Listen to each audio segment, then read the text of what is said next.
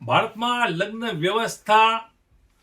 વ્યવસ્થાના પરિબળો અને તેમાં ક્યાંક ક્યાંક સમાજના બંધારણો અત્યારે સૌથી મોટો ચર્ચિત મુદ્દો બન્યો છે. પાટીદાર સમાજ બાદ ઠાકોર સમાજ અને અન્ય સમાજના લોકો, રબારી સમાજના લોકો પોતપોતાના જાતિ આધારિત બંધારણો બનાવી રહ્યા છે. જોકે સવાલ એ થાય છે કે આ પ્રકારના બંધારણો બનાવવાનો અથવા ખાસ કરીને સામાજિક મેળાવડામાં સર્વ સમાજના જે લોકો છે, એક જ સમાજના જે આગેવાનો છે, તે એકજૂટ થઈ એક મંચ ઉપર કેમ આવી રહ્યા છે? તો તેનો એક સીધો સાદો દાખલો છો કે મોંઘવારીના મારમાં લગ્ન ઇન્ડસ્ટ્રીઓ, મોટા મોટા મેળાવડા અને તે બાદના જે ફંક્શનો હોય છે, ક્યાંક રિંગ સેરેમની હોય છે, તો ક્યાંક મહેંદીની રસમ હોય છે, ક્યાંક પ્રી વેડિંગ હોય છે. આ બધા જે ખર્ચા છે, ટૂંકમાં મેરેજ ઇન્ડસ્ટ્રી છે, તેમાં આખી જિંદગીની કમાણી એકમાત્ર એકાદ બે બાળકના લગ્નમાં પરિવાર ખર્ચી નાખતા હોય છે. એવા કેટલાય પરિવાર છે, ખાસ કરીને જે બેંકના અધિકારીઓ છે, લોન ઓફિસરો જણાવી રહ્યા છે, જે ઇનપુટ મળી રહ્યા છે કે સૌથી મોટા ખર્ચાઓ પુત્ર અને પુત્રીને લગ્ન ગ્રંથિથી બાંધવાના ખર્ચા હોય છે, તેમની સગાઈના ખર્ચા હોય છે, તેમના લગ્નમાં મહેમાનોની સરભરા કરવાના ખર્ચા હોય છે. અને આ જે ખર્ચા છે તે ગૃહસ્થની કમર તોડી નાખે છે. આજ આજે 4/1/2026 એટલે દરેક વ્યક્તિની જિંદગીમાં કાંઈક ને કાંઈક ખુશીઓ આવતી હોય છે. તો હું એમ માનું છું કે હું અનેક ચૂંટણીઓ જીતી છું, વ્યક્તિગત ખુશી છે, કોઈ પ્રસંગોપાત, પણ સૌથી ખુશીનો દિવસ એ અમારા માટે વ્યક્તિગત રીતે સમગ્ર સમાજ માટે આજે છે. એટલા માટે કે આવડો મોટો સમાજ એની કોઈ દિશા હોવી જોઈએ, શિક્ષણમાં આગળ વધવું જોઈએ, એ બીજા સમાજોના પ્રમાણમાં ઘણું નહિવત છે. અને એનું મુખ્ય કમર તોડી નાખે છે. આ જે ખર્ચા છે એ દરેક સમાજને ખાસ કરીને નાણાકીય રીતે પાયમાલ કરતા ખર્ચા છે. આ ખર્ચા દેખાદેખીથી ઉઠ્યા છે કે પછી કોઈ નવા આ ફિલ્મી સ્ટાઇલથી જે ફિલ્મોમાં આવે છે, લગ્નના જે વિડીયો બતાવવામાં આવે છે, લગ્નની જે કાર્યક્રમ બતાવવામાં આવે છે, જે ખર્ચા બતાવવામાં આવે છે, જે વિવિધ વસ્તુઓ બતાવવામાં આવે છે, તેનાથી આજનું બાળક, યુવા પ્રભાવિત થાય છે. ક્યાંક એ બાળક કોઈના લગ્નમાં મિત્રોમાં જતો હોય છે અને તે જોતો હોય છે, એના મનમાં એક અંતરસ્ફૂર્ણા થાય છે કે મારા લગ્નમાં પણ હું શું કરીશ, મારે પણ આવા લગ્ન કરવા પડશે, મારા લગ્નમાં પણ મારા મિત્રો સંબંધીઓ આવશે અને ક્યાંક જો વાતમાં કાચું કપાશે, ઓછું આવશે, થોડું ઓછું બતાવવામાં આવશે, તો અને શરૂઆત થાય છે ત્યાં સ્પર્ધાની શરૂઆત થાય છે. તે બાદ માતા પિતા સાથે લગ્નના ખર્ચા કેવી રીતે કરવા, શું કરવા, તેની ચર્ચાની અને તે રીતે પોતાના વાલ સુઈ દીકરી અથવા બાળક માટે, પુત્ર માટે, પુત્રી માટે મા બાપ પોતાની જાત ઘસી નાખે છે, દેવું કરે છે, ઘર ઉપર હોમ લોન મેળવે છે, ક્યાંક દાગીના વેચે છે, ગોલ્ડ લોન મેળવે છે અને તે રીતે મા બાપ પોતાના પુત્ર અને પુત્રીના લગ્નના ખર્ચાઓમાં દેવાદાર બને છે. કોઈ કારણ હોય તો સામાજિક પ્રસંગો હોય, ધાર્મિક પ્રસંગો હોય કે એટલા ધામધૂમથી ખર્ચા કરીને લાખો રૂપિયા એ કોઈ પણ બિનજરૂરી રીતે એ વેડફતા હોય છે. એના કારણે ક્યાંક મિલકત વેચવાનો વારો આવે, ક્યાંક વ્યાજે પૈસા લેવાનો વારો આવે, ક્યાંક સુખી સંપન્ન લોકોનો શોષણના ભોગ બનવું પડે. અનેક આવી ઘટનાઓ હતી. ત્યારે 10% જ વર્ગ એ સુખી સમાજ છે, 40 થી 50% વર્ગ છે એ મિડલ ક્લાસ છે અને 40% જે છે લેબર છે. આ બધાની એક સમાનતા આવે, એને કોઈ ઊંચું ના લાગે, કોઈ નીચું ના લાગે અને સાદગીપૂર્વક એ સમાજના જે પારિવારિક સંબંધો હોય અને જે રીતિરિવાજો છે એ ઓછા ખર્ચે થાય, એ હેતુ હતો. અને એના માધ્યમથી ધન્ય છે ઠાકોર સમાજને, ધન્ય છે જ્ઞાનીબેન અને ત્યાં 5 પરગણાના ઠાકોર સમાજના લોકોએ જે ઓગળ ધામમાં એક મોટું સામાજિક બંધારણ બનાવ્યું. જરૂરિયાત હતી દરેક સમાજની, માત્ર ઠાકોર સમાજ નહીં, દરેક સમાજની પાયાની જરૂરિયાત. ભારત દેશમાં જે લોકો રહે છે, મોંઘવારીનો માર સહન કરે છે, તેમના માટે ખર્ચાળ લગ્ન વ્યવસ્થા, ખર્ચાળ મેરેજ ઇન્ડસ્ટ્રીમાં કંઈક સંશોધન કરી, કંઈક અપડેશન કરી, જૂના કુરિવાજોને તિલાંજલિ આપી નવા રિવાજો સંસ્થાપિત કરવાની જરૂર છે. જ્ઞાનીબેન અને ઠાકોર સમાજે પહેલ કરી છે. આ ઇતિહાસ તેમને યાદ રાખશે. આગેવાન સમાજો જે ભેગા થયા હતા એક સંપ પર એક મંચ ઉપર, એક જ અલગ અલગ રાજકારણીઓ હતા, ક્યાંક કોંગ્રેસ ભાજપ, પરંતુ સમાજની જ્યારે વાત આવી ત્યારે સમાજના સર્વસંમતિથી એક મંચ પર એક સંપ થઈ જે બંધારણ ઘડવામાં આવ્યું છે તેની આજે દેશ અને દુનિયામાં ચર્ચા થઈ રહી છે. ઠાકોર સમાજને આ મંચ ઉપરથી હું વંદન કરી અભિનંદન આપું છું. બે પૈસા બચે એ શિક્ષણમાં દીકરા દીકરીઓને ભણાવવા માટે કરીને માતા પિતા ખર્ચો કરે એ આ વર્તમાન સમયની માંગ છે. અને ખાસ કરીને સોશિયલ મીડિયાના કારણે આજે 21મી સદી ટેકનોલોજીની સદી છે. કોઈ અમદાવાદ લગ્ન કરે ભવ્ય તો પણ એનું સોશિયલ મીડિયાના માધ્યમથી અનુકરણ એ છેવાડાના લોકો સુધી પહોંચતું અને હરીફાઈમાં પડેલો સમાજ એ ક્યાંક ને ક્યાંક મેં અગાઉ કીધું એમ ખૂબ આર્થિક બરબાદ થતો હતો.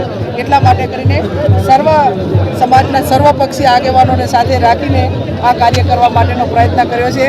સદારામ બાપુને પ્રાર્થના કરીએ અને સમાજના સર્વ વડીલોને નાનામાં નાના માણસને વિનંતી કરીએ કે આવનાર પેઢી માટે આનું ચુસ્ત રીતે પાલન કરે એવી હું સદારામ બાપુને પ્રાર્થના કરું છું અને એમની પાસે અપેક્ષા રાખું. ઠાકોર સમાજના જે અગ્રણીઓ છે, આગેવાનો છે, તેઓએ જૂનવાણીને જાકારો આપ્યો છે.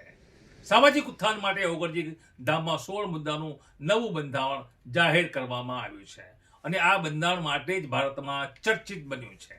આઝાદ ભારત દેશમાં અનેક સમાજ, અનેક ધર્મના લોકો પોતાની સંસ્કૃતિ સાથે રહ્યા છે. જોકે દેશ જ્યારે 21મી સદી તરફ અગ્રેસર થઈ રહ્યો છે, જ્ઞાન અને વિજ્ઞાનનો યુગ છે, દરેક સમાજ જૂના કુરિવાજોને તિલાંજલિ આપી રહ્યો છે, ત્યારે બનાસકાંઠા, વાવથરા અને પાટણ જિલ્લાનું ઠાકોર સમાજનું જે બંધારણ છે, ઓગણજી ધામનું જે બંધારણ થયું છે મહાસંમેલન ઠાકોર સમાજનું, તેમાં ઉત્તર ગુજરાતના ઠાકોર સમાજના જે આગેવાનો હતા તેઓએ જૂનવાણી તમામ રીતિ રિવાજોને તિલાંજલિ આપી છે. એક આ મોટું કામ છે.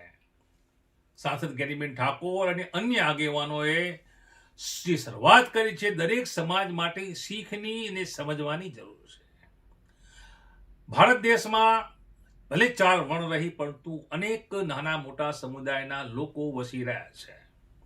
આ તમામ લોકો અને તેમના બાળકો પેઢી દર પેઢી લગ્ન વ્યવસ્થાથી જોડાઈ આગળ વધતા હોય છે. જો કે હાલની તાજા સ્થિતિએ જ્યારે રૂપિયો ડોલરની સરખામણીમાં તળિયે છે, 90 અપ છે, ત્યારે ભારતમાં મોંઘવારીએ માજા મૂકી છે. ખેડૂતો પાસે પૂરતી જમીન રહી નથી અને ખાસ કરીને ખેડૂતો સૌથી વધારે પીડિત છે, કેમ કે જીવતોના પાકના જે યોગ્ય મૂલ્ય મળતા નથી. તો ક્યાંક જે લોકો ભણ્યા છે, સાક્ષરતા અભિયાનને પેટે પાટા બાંધી મા બાપે જેમને ભણાવ્યા છે, તે બાળકો બેરોજગાર છે. આજે MBA અને તે પ્રકારની જે ડિગ્રીઓ છે તે ક્યાંક ને ક્યાંક હવામાં ઓગળી રહી છે. બેન્કિંગ વ્યવસ્થામાં MBA કરેલા જે લોકો છે તેમને માત્ર 10 થી 15 હજારમાં નોકરી રાખવામાં આવે છે પ્રાઇવેટ સેક્ટરમાં. તો પછી આટલા મોંઘા ખર્ચ લગ્ન વ્યવસ્થાના તે કેવી રીતે પરિવાર ભોગવી શકે? એક પરિવારમાં ભારતની વાત છે, ક્યાંક 2 બાળકો છે, ક્યાંક 3 છે, ક્યાંક 4 છે. એક સામટા આટલા બાળકોના લગ્ન, સગાઈ અને અન્ય જે રિવાજો છે તેનું પાલન કરવામાં જ મા બાપ દિવાળિયા બની જાય છે. અને આ લગ્ન વ્યવસ્થા ને તે પછીની જે વ્યવસ્થાઓ છે તે પેઢી દર પેઢી જાણે વારસામાં મળતી હોય તે રીતે મળતી આવી છે. અમારા બાપદાએ આવું કર્યું હતું, તમે પણ કરો. અને તે રીતે આ થઈ રહ્યું છે. અને તેમાં જે લોકો છે, સમાજના લોકો છે, પોતાના બાળકોના લગ્ન અને તે પ્રકારના જે ખર્ચા છે તેમાં બરબાદ થઈ રહ્યા છે. ઠાકોરના સામાજિક શક્તિ પ્રદર્શન થકી શું સંદેશ છે? મેં કીધું એમ કે આ સ્ટેજ ઉપર સર્વપક્ષી હતા. આ કોઈ શક્તિ પ્રદર્શન નથી. માત્ર 2 જિલ્લા બોલાયેલા છે, બનાસકાંઠા, પાટણ અને વાવથરા. એમાં આવતા 27 તાલુકા એ આ બંધારણની અંદર સામેલ થયા છે. અમે અપેક્ષા રાખીએ કે આવનાર સમયમાં મહેસાણા હોય, ગાંધીનગર હોય, અમદાવાદ હોય, એમ કરતાં દરેક જિલ્લામાં આ જેમ બનાસકાંઠાના આ વિસ્તારે કર્યું એવું ને એવું બીજા જિલ્લા પણ કરશે. એટલે આમાં કોઈ રાજકારણને કોઈ અવકાશ નથી. એ એમનો વ્યક્તિગત વિષય છે, જે એમની વિચારધારા પ્રમાણે જે કરવું હોય કરી શકે છે.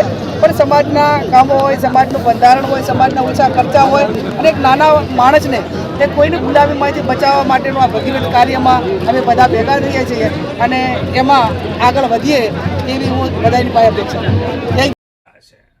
ઠાકોર સમાજનું હાલનું આ બંધારણ ભલે 16 મુદ્દાનું હોય, પરંતુ 16 મુદ્દામાં ઠાકોર સમાજે નવા પોતાના બંધારણમાં એટલું સરસ રીતે આખું બંધારણ બનાવ્યું છે કે તેમાં જે ખર્ચાઓ છે, ખર્ચાઓ પર વ્યવસ્થિત રીતે કાપ મૂકવામાં આવ્યો છે, પ્રતિબંધ મૂકવામાં આવ્યો છે અને શક્ય એટલા જે મેરેજ ઇન્ડસ્ટ્રીની મોટા જે ખર્ચાઓ છે તેને ટાળવામાં કામ કરવામાં આવ્યું છે.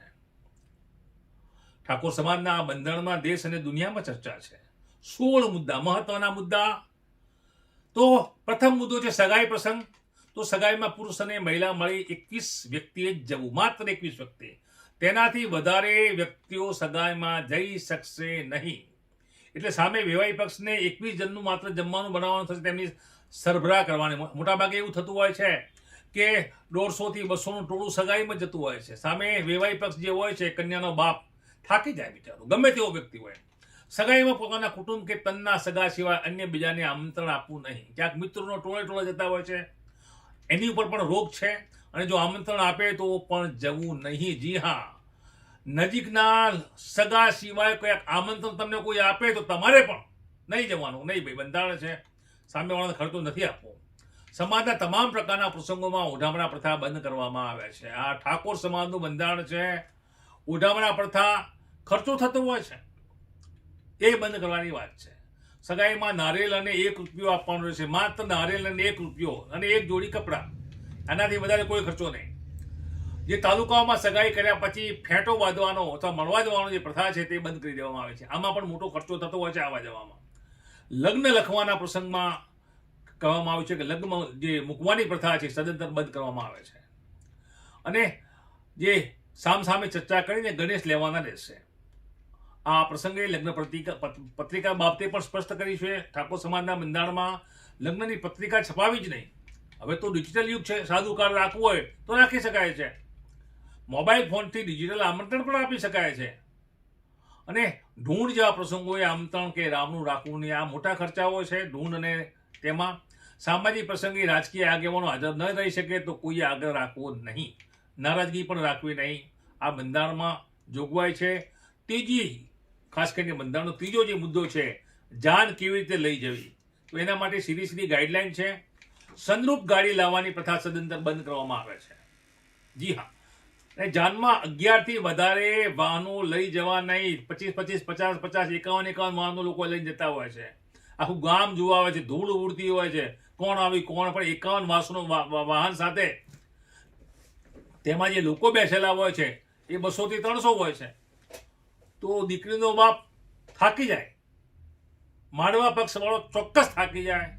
એની પર પણ આ ઠાકોર સમાજના બંધારણે બેન્ડ માર્યો છે. જાનમાં ગાડીઓની લાઈન લગાવવાની પ્રથા બંધ કરવામાં આવી છે. અને તે રીતે જાનમાં મહિલા અને પુરુષો મળી કુલ 100 થી વધુ વ્યક્તિ, બસ એનાથી નહીં, 100 થી વધારે તો નહીં જ સ્પષ્ટતા કરી છે બંધારણમાં. વ્યક્તિની સંખ્યા 10 વર્ષથી ઉંમરનો બાળક વ્યક્તિ ગણાય છે. એમાં બાળકોની ગણતરી ના થાય તો 25-50 બાળકો તો 150 થઈ જાય. એટલે 10 વર્ષથી ઉપરનું બાળક હશે એ બાળક નહીં ગણાય, એક વ્યક્તિ ગણાશે. જાનનો વરઘોડો, મામેરું કે જાનમાં ડીજે લઈ જવું નહીં. ડીજેનો ખર્ચો મોટો હોય છે, ચારે બાજુ ધમાલ થાય છે, ડીજે વાગતું હોય છે. અને પડલાના પ્રસંગમાં પણ ચોથો જે મુદ્દો છે, બુટ્ટી, મંગળસૂત્રી, પગની જાજરીની સાદી બંગડી, પ્લાસ્ટિકની બંગડી પણ ચાલે, લઈ જવાની રહેશે. આ સિવાય અન્ય કોઈ દાગીના કોઈ પણ સંજોગોમાં લઈ જવાના રહેશે નહીં. આ ઠાકોર સમાજના બંધારણના મહત્વના મુદ્દા છે. લગ્ન પ્રસંગે હલ્દી રસમ, એન્ટ્રી મારવાની પ્રથા કે અન્ય કોઈ રસમોના પ્રસંગો આથી બંધ કરવામાં આવે છે. જાનમાં વધુમાં વધુ 2 ઢોલ લઈ જવા રહેશે, માત્ર 2 ઢોલ. શું પ્રસંગ છે, ઢોલ વાગવો જોઈએ, લોકો નાચવા જોઈએ, મોજ થવી જોઈએ, પણ મોટા બેન્ડ બાજા, ડીજે, અઢળક ખર્ચો, લાઇટો, ફટાકડા બધું બંધ. માત્ર 2 ઢોલ લઈ જવા રહેશે. જાનમાં જૂની શરણાઈ વગાડી શકાશે. અને તે રીતે જે જૂનો વાદ્યયંત્ર હતા શરણાઈ, તેને અહીંયા સ્થાન આપવામાં આવ્યું છે. હવે વાત છે 5મા મુદ્દાની, જમણવારનો પ્રસંગ. તો જમણવારમાં 1 મીઠાઈ, દાળ, ભાત, કઠોળ, લીલી શાકભાજી, રોટલા અને પૂરી રાખવાની રહેશે. આનાથી વધારે અન્ય બીજી કોઈ પણ આઈટમ રાખવાની નથી. મામેરાના પ્રસંગમાં પણ સ્પષ્ટતા છે. 6 નંબરનો મુદ્દો, મામેરામાં મહિલા અને પુરુષો સાથે વધુમાં વધુ 100ની સંખ્યા લઈ જવાની રહેશે. અને મામેરામાં વધુમાં વધુ તમામ પ્રકારના 11 વાહન લઈ જવાનું રહેશે જ્યારે મામેરું કરવાનું થાય ત્યારે. અને મામેરામાં કપડાની ઓઢામણી પ્રથા સદંતર બંધ કરવામાં આવે છે. સુખી સંપન્ન લોકોનો શોષણના ભોગ બનવું પડે. અનેક આવી ઘટનાઓ હતી ત્યારે 10% જ વર્ગ એ સુખી સમાજ છે, 40 થી 50% વર્ગ છે એ મિડલ ક્લાસ છે અને 40% જે છે લેબર છે. આ બધાની એક સમાનતા આવે, એને કોઈ ઊંચું ના લાગે, કોઈ નીચું ના લાગે અને સાદગીપૂર્વક એ સમાજના જે પારિવારિક સંબંધો હોય અને જે રીતિરિવાજો છે એ ઓછા ખર્ચે થાય એ હેતુ હતો. અને એના માધ્યમથી જે પૈસા બચે એ શિક્ષણમાં દીકરા દીકરીઓને ભણાવવા માટે કરીને માતા પિતા ખર્ચો કરે એ આ વર્તમાન સમયની વાત છે. અને ખાસ કરીને સોશિયલ મીડિયાના કારણે આજે 21મી સદી ટેકનોલોજીની સદી છે. કોઈ અમદાવાદ લગ્ન કરે ભવ્ય તો પણ એનું સોશિયલ મીડિયાના માધ્યમથી અનુકરણ એ છેવાડાના લોકો સુધી પહોંચતું અને હરીફાઈમાં પડેલો સમાજ એ ક્યાંક ને ક્યાંક મેં અગાઉ કીધું એમ ખૂબ આર્થિક બરબાદ થતો હતો. એટલા માટે કરીને સર્વ સમાજના સર્વપક્ષી આગેવાનોને સાથે રાખીને આ કાર્ય કરવા માટેનો પ્રયત્ન કર્યો છે. સદારામ બાપુને પ્રાર્થના કરીએ અને સમાજના સર્વ વડીલોને નાનામાં નાના માણસને વિનંતી કરીએ કે આવનાર પેઢી માટે આનું ચુસ્ત રીતે પાલન કરે એવી હું સદારામ બાપુને પ્રાર્થના કરું છું અને એમની પાસે અપેક્ષા રાખું. એના સામાજિક શક્તિ પ્રદર્શન થકી શું સંદેશ છે? મેં કીધું એમ કારણ કે સ્ટેજ ઉપર સર્વપક્ષી આ કોઈ શક્તિ પ્રદર્શન નથી. માત્ર 2 જિલ્લા બોલાયેલા છે, બનાસકાંઠા, પાટણ અને વાવથરા. એમાં આવતા 27 તાલુકા એ આ બંધારણની અંદર સામેલ થયા છે. અમે અપેક્ષા રાખીએ કે આવનાર સમયમાં મહેસાણા હોય, ગાંધીનગર હોય, અમદાવાદ હોય એમ કરતાં દરેક જિલ્લામાં આ જેમ બનાસકાંઠાના આ વિસ્તારે કર્યું એવું ને એવું બીજા જિલ્લા પણ કરશે. એટલે આમાં કોઈ એની જગ્યાએ રોકડ ઓઢામણું કરવાનું રહે છે. કપડા બંધ, થૂક બંધ કપડા લઈ જવાતા તે કપડાની પ્રથા બંધ કરવામાં આવે છે.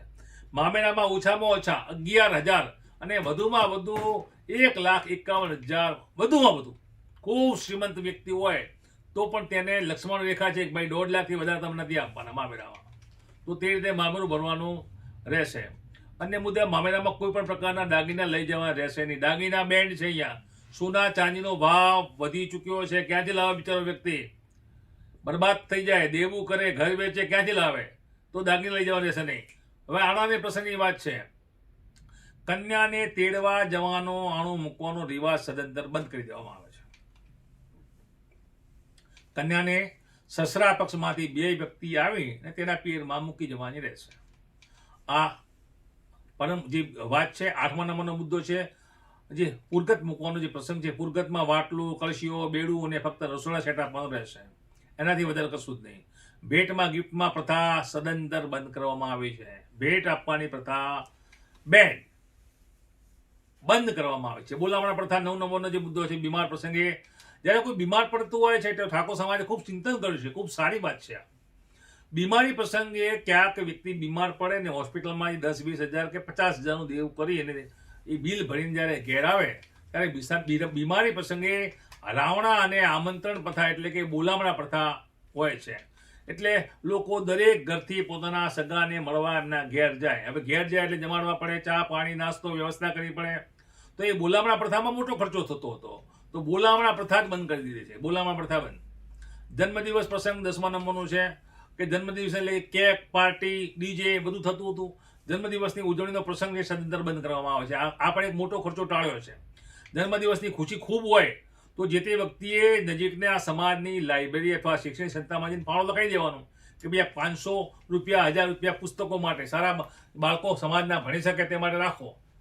એ પ્રકારની વાત અહીંયા 10મા મુદ્દામાં કરવામાં આવી છે. 11મો મુદ્દો મૈત્રી કરારની વાત છે. આ મહત્વનો મુદ્દો છે. મૈત્રી કરાર તેમજ ભાગીને પ્રેમ લગ્ન કરનારને સમાજ સ્વીકારવા નહીં કે તેને સમર્થન પણ કરવું નહીં. આ એક બંધારણિક રીતે દરેક સમાજમાંથી વાત ઉઠતી આવી છે કે મા બાપની સંમતિ લેવી જોઈએ. મૈત્રી કરાર અથવા લગ્ન અન્ય સમાજમાં થતા હોય તો અહીંયા ઠાકોર સમાજે સીધી સ્પષ્ટતા કરી છે કે આ પ્રકારના કરાર ભાગીને પ્રેમ લગ્ન કરનારને સમાજ સ્વીકારવા નહીં કે તેને સમર્થન પણ આપવાનું નહીં. 12મા નંબરનો મુદ્દો છે નશાકારક વસ્તુ પર પ્રતિબંધ. લગ્ન હોય, સગાઈ હોય, ડીજે વાગતું હોય, બર્થડે હોય ત્યારે પછી કોઈ વસ્તુ બાકી રહેતી નથી. સમાજના કોઈ પણ સારા ખોટા નશા તમામ પ્રકારના પ્રસંગોમાં વ્યસનવાળી વસ્તુ એટલે કે બીડી, અફીણ, ગોળીઓ, અન્ય નશાકારક વસ્તુ, દારૂ કશું જ વાપરવાનું નહીં. બેન્ડ. ઠાકોર સમાજનો મહત્વનો મુદ્દો 12મા નંબરનો. તે બાદ 13મા નંબરનો છે મરણ પ્રસંગ. મરણ પ્રસંગે ખીચડી, કઢીને તેલ અથવા ઘી વાપરવું. બસ આ 4 આઈટમ. આ સિવાય અન્ય કોઈ વસ્તુ વાપરી શકાશે નહીં. બેસણામાં કોઈ પણ વ્યક્તિ કોઈ પણ વારને કવારને ગણવો નહીં કે આજે બુધવાર છે, ગુરુવાર છે, સોમવાર, એવું કશું જ નહીં. બેસણામાં જે સમય આવતો હોય તે વખતે સમય જો બેસણું કરવો નહીં એવી અંધશ્રદ્ધા ફેલાવી નહીં કે આ વાર રાખો, તો તેમાં પણ બેન આવ્યો છે. 14 નંબરનો મુદ્દો છે લગ્નની તારીખો નક્કી. આ મહત્વનો મુદ્દો છે. 14મો મુદ્દો દરેક સમાજને સ્પર્શતો મુદ્દો છે. આ મુદ્દો શું કહે છે? વર્ષમાં 2 માસ સમાજને લગ્ન માટે નક્કી કરવામાં આવ્યા છે. કયા માસ? વૈશાખ સુદ એકમ થી પૂનમ સુધીનો. વૈશાખ મહિનામાં એકમ થી પૂનમ સુધી આ એક દાડો એટલે એક વખત, અને બીજો વખત છે મહાસુદ એકમ થી પૂનમ સુધી. એટલે કે વર્ષમાં માત્ર 2 વખત જ તમે લગ્ન કરી શકશો. એનાથી થાય શું ફાયદો શું થાય છે? મોટી સમસ્યાઓ હટી જાય છે. વર્ષમાં 2 વખત જ લગ્નનો મુહૂર્ત હોય તો આટલા મોટા સમાજમાં પછી દરેક સમાજના લોકોની વાત હોય. એમાં ઠાકોર સમાજનું બંધારણ કહે છે 2 વર્ષમાં 2 પ્રસંગ હોય તો પોતાના દરેક પરિવારના ઘરમાં પ્રસંગ તો આવવાનો છે, કાકા બાપામાં, મામા માસીમાં. એટલે કે ભીડ ડાયવર્ટ થઈ જશે. વર્ષમાં 2 વાર જ લગ્ન હશે તો ભીડ ડાયવર્ટ થઈ તો આપોઆપ લોકો ઓછા જશે લગ્નમાં. જો લગ્નમાં લોકો ઓછા જશે તો જે માનવા પક્ષવાળા છે, દીકરીના ઘરવાળા છે, એમને કેટલી તકલીફ ઓછી થશે. અને એ રીતે જાનૈયાઓ પણ ત્યાં પણ ઓછા આવશે તો ત્યાં પણ જાન લઈ જતા જે છે દીકરાના બાપ, એને પણ ખર્ચો ઓછો થશે. આ મોટી વસ્તુ છે. આ જે મુદ્દો છે એમાં તો ખાસ મોટા ખર્ચા બચી જશે. એ ખાસ સંજોગોમાં અર્જન્ટ સમયમાં લગ્ન કરવાનું થાય તો તમને પોતાના કુટુંબીજનો મળીને લગ્ન કરવાના રહેશે. તાત્કાલિક કદાચ એવું મુહૂર્ત આવી ગયું કે વચમાં કરવા પડે એમ છે તો માત્ર કુટુંબીજનો, બીજા કોઈ નહીં. કોઈ પણને આમંત્રણ આપવું નહીં. આ મુદ્દો છે. 15મો મુદ્દો છે સામાજિક ફાળો. ઠાકોર સમાજનો જે બંધારણ છે તેમાં લગ્ન, જન્મ, મરણ, પુણ્યતિથિ, સગાઈ કે અન્ય કોઈ પણ પ્રસંગે સમાજની લાઇબ્રેરીમાં અને શૈક્ષણિક સંસ્થામાં ઓછામાં ઓછા ₹500 અને વધુમાં વધુ ગમે તેટલા રકમ તમે આપી શકશો. 16મા નંબરનો મુદ્દો છે અન્ય બાબતો, જે ખાસ કરીને રહી ગઈ એ બાબતો, જેમાં આ આખું જે બંધારણ છે એનું અમલીકરણ પણ જરૂરિયાત છે. આટલો મોટો ઠાકોર સમાજ 27 લાખથી વધારે જે રીતે ગેનીબેને મંચ ઉપરથી ગણતરી કરી છે તે મુજબ, તો તેનો નિભાવ પણ કરવો પડશે. બંધારણને પાલન તો કરાવવું પડશે. જેમ દરેક પોલીસ સ્ટેશન હોય અથવા દરેક કાયદાકીય બાબતોમાં દરેક જગ્યાએ તાલુકા કક્ષાએ પોતાના મથકો હોય છે સંકલન માટેના, તો ઠાકોર સમાજે પણ સરસ વિચાર્યું છે. દરેક તાલુકા કક્ષાએ બંધારણ અમલ માટે સંકલન સમિતિ ફરજિયાત બનાવી, જેથી કરીને બંધારણના મુદ્દાઓનો અમલ કરાવી શકાય. દરેક ગામમાં કુટુંબ પ્રમાણે વ્યક્તિઓનો સમાવેશ થાય તે રીતે સંકલન સમિતિ બનાવી. આમ ઠાકોર સમાજનું આ જે બંધારણ છે અને જે અમલીકરણ તેનું થયું છે તે દરેક સમાજ માટે પ્રેરણાદાયક છે. એ સમાજના જે પારિવારિક સંબંધો હોય અને જે રીતિરિવાજો છે એ ઓછા ખર્ચે થાય એ હેતુ હતો. અને એના માધ્યમથી જે પૈસા બચે એ શિક્ષણમાં દીકરા દીકરીઓને ભણાવવા માટે કરીને માતા પિતા ખર્ચો કરે એ આ વર્તમાન સમયની માંગ છે. અને ખાસ કરીને સોશિયલ મીડિયાના કારણે આજે 21મી સદી ટેકનોલોજીની સદી છે. કોઈ અમદાવાદ લગ્ન કરે ભવ્ય તો પણ એનું સોશિયલ મીડિયાના માધ્યમથી અનુકરણ એ છેવાડાના લોકો સુધી પહોંચતું. અને હરીફાઈમાં પડેલો સમાજ એ ક્યાંક ને ક્યાંક મેં અગાઉ કીધું એમ ખૂબ આર્થિક બરબાદ થતો હતો. એટલા માટે કરીને સર્વ સમાજના સર્વપક્ષી આગેવાનોને સાથે રાખીને આ કાર્ય કરવા માટેનો પ્રયત્ન કર્યો છે. સદારામ બાપુને પ્રાર્થના કરીએ કે સમાજના સર્વ વડીલોને, નાનામાં નાના માણસને વિનંતી કરીએ કે આવનાર પેઢી માટે આનું ચુસ્ત રીતે પાલન કરે એવી હું સદારામ બાપુને પ્રાર્થના કરું છું અને અભિપ્રાય અપેક્ષા રાખું. પ્રેરણાદાયક છે. જે સમાજોમાં મોટા ખર્ચા થાય છે, જે સમાજોમાં જે આર્થિક રીતે સંપન્ન છે તે લોકોને વાંધો જ નથી આવતો, પરંતુ મોટા ભાગે આર્થિક સંપન્ન લોકોની જે ટકાવારી હોય છે, સમાજના 100 લોકોમાં માત્ર 5 લોકો એવા હોય છે કે જે અઢળક ખર્ચો કરી શકે છે, તેમને કોઈ ફરક નથી પડતો. પણ 95% જે લોકો છે તે લોકો ગરીબી રેખામાં ને ક્યાંક કોઈક એકાદ વ્યક્તિ મધ્યમ વર્ગમાં આવતો હોય છે, તેની કમર તોડી નાખે છે ખર્ચા. વિચારતા થયા છે દરેક સમાજના લોકો ઠાકોર સમાજના આ બંધારણથી વિચારતા થયા છે. એ તમામ લોકો કે જે વિચારતા હતા કે શું કરી શકાય, ખર્ચા કેવી રીતે અટકાવી શકાય, તો ઠાકોર સમાજનું, બનાસકાંઠાનું આ બંધારણ દરેક સમાજ માટે પથદર્શક છે. એનો અભ્યાસ કરજો. એનો અભ્યાસ કર્યા પછી તમને માનવાને કારણ મળે કે આ બંધારણની અમલવારી જરૂર છે, તો દરેક સમાજે પોતાના સમાજને આર્થિક સંકટમાંથી બચાવવા માટે આ બંધારણને અમલમાં મૂકવું પડશે. નમસ્કાર.